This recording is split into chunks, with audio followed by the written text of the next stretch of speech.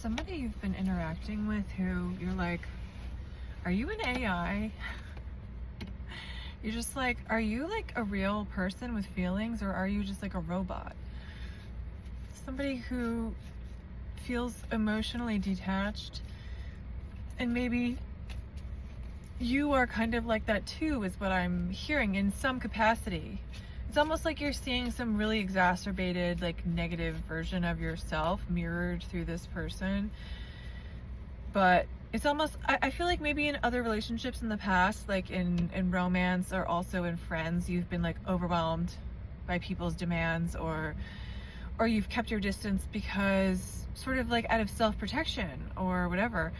And it felt stifling when people needed too much attention. And now you're attracted to somebody, or dating someone, or maybe breaking up with someone who is like this, but way worse. Like they shut down. And you're like, are you an AI? Ooh, the Tower. So things may be like not doing so hot. Like things may be like not working out. But Abraham Hicks says when it's not working out, it is working out. Because it's showing you where you want to go, what you want to do, what you want to have happen. What else about that Tower? Ooh, you're sort of at a place where you're choosing between two options. You're like, I'm hearing twice as nice.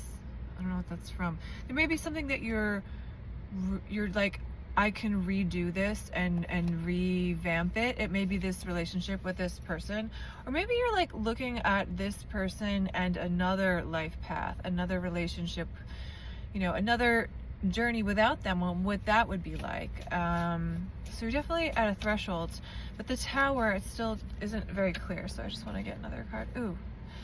You're having to be really like sharp and shot caller, but like you've had to be like almost terse in some situations. And it's not like you were like, I'm gonna be terse today, I'm gonna be a B word. You were like, I have to like be this way to get my rights or my needs met, or to sort of be heard in this situation. It's like I'm almost hearing this person has turned you into sort of a tough cookie.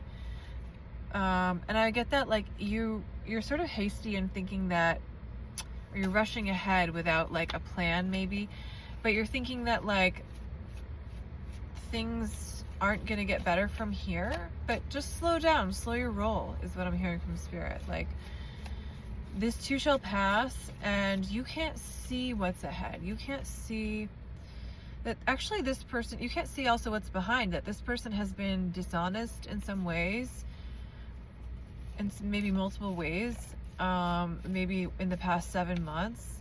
And it may be like hard to hear that, but I think in your core you know that there's something shifty happening. But in terms of the future, you're gonna have to be leaving this situation, moving on, and it's gonna be very challenging. It may be leaving a love relationship. That card can also mean declaration of love. There may be somebody coming forward to tell you that they care about you. Ooh, and we got that card again. So this just compounds the energy. This always reminds me of A Farewell to Arms, a Hemingway book about the gondolas in Venice, and that's just one aspect of it. But I'm just wondering that book ends tragically. You're feeling like this is ending tragically, but I'm wondering if you're not going with the flow also, because there's something here in this ending that is obviously leading, maybe not obviously, it is leading to a new beginning. See, we got this the third time. So it's maybe the third time that you've tried to leave someone, or maybe you've been together for 3 years, but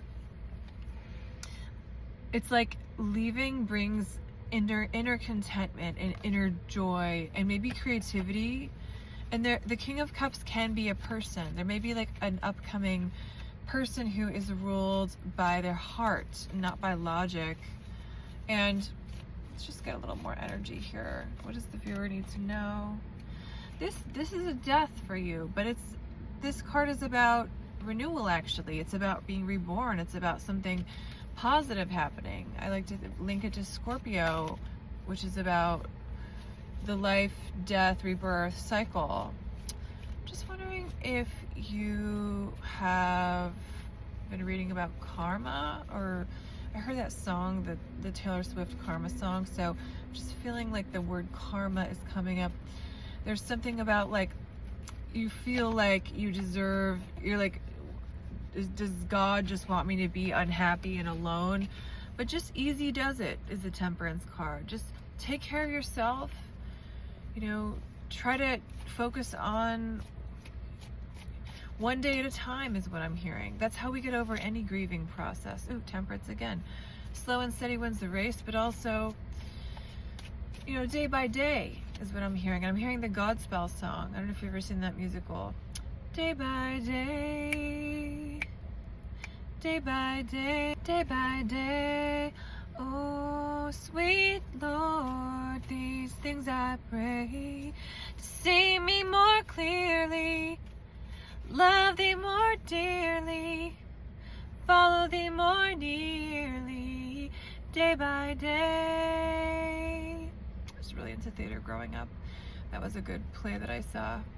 And I'm just offering that to you, that this healing process, whether it's grieving, recovering from an old relationship, or moving on in our lives in general from some old negative situation, it's day by day. It's not year by year, decade by decade, it's day by day. And that's what they say in all recovery programs for people who are alcoholics, or I myself have been in Al-Anon for several years.